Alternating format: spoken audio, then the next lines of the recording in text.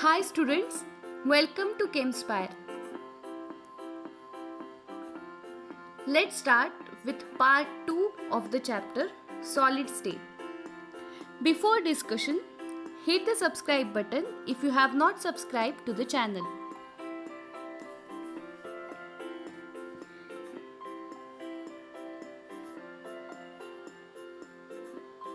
So here we will cover the following points: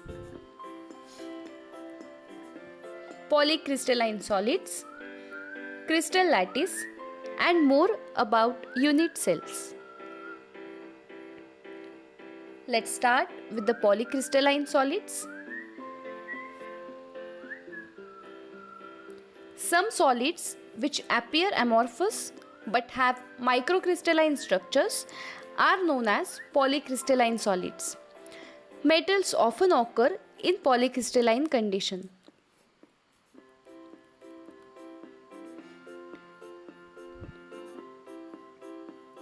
So let's talk about the next point, that is crystal lattice. A regular three-dimensional arrangement of points in space is called crystal lattice. So this is the diagram of crystal lattice. Now what are the characteristics of crystal lattice? Each point, which is green in color, each point is called as lattice point or lattice site in a crystal lattice. Now each of this lattice point represent one constituent particle.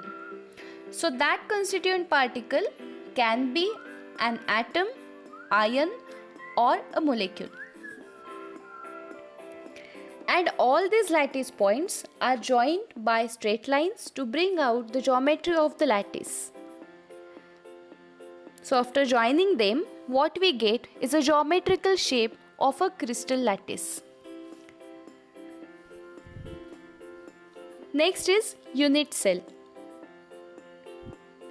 The smallest repeating structural unit of crystalline solid is called unit cell. So this is the unit cell from the lattice structure. To study crystal, we need to find smallest possible geometrical shape which can act as a repeating unit. So after cutting the atoms, we convert it into a cubical shape, which is a geometrical shape. And after joining all the smallest geometrical patterns together, what we get is a whole crystal again. Let's have a look.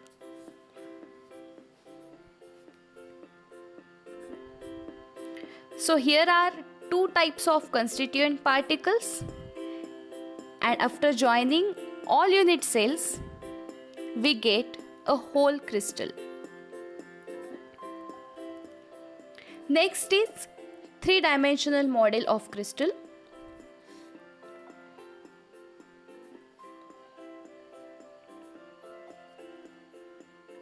In three-dimensional crystal structure, it is characterized by different parameters.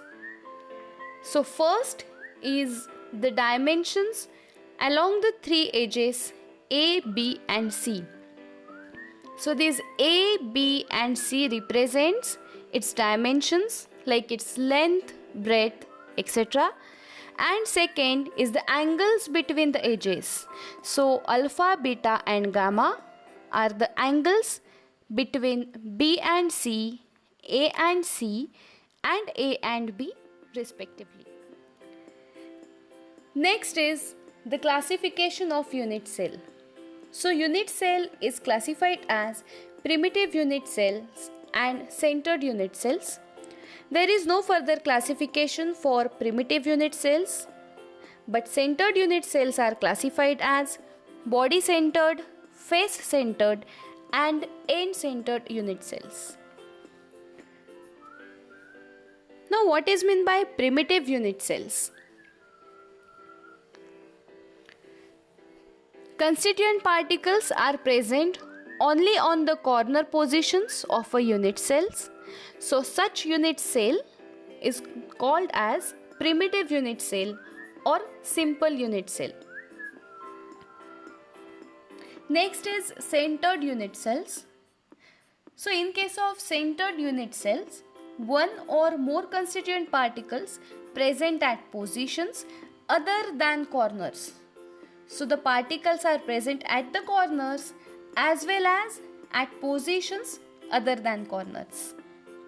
And this is classified as, first is the body centered unit cell. Now in body centered unit cells, along with the constituent particles which are present at the corners, there is one particle which is present at center of the unit cell. So such type of cells we called it as a body centered unit cells. Second is face centered unit cells. So again, along with the constituent particles which are present at the corners, some constituent particles are present at the center of each face. So there are 6 faces and each constituent particle is present at the center. And third is end centered or base centered unit cells. So it can be of 3 types, where the constituent particles are present on the opposite phases of the unit cell.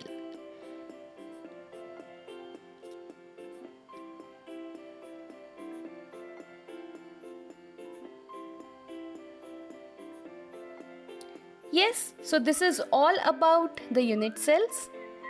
Now in the next video, we will discuss about the 7 crystal system and how to count the number of atoms in a unit cell. Till then, bye bye.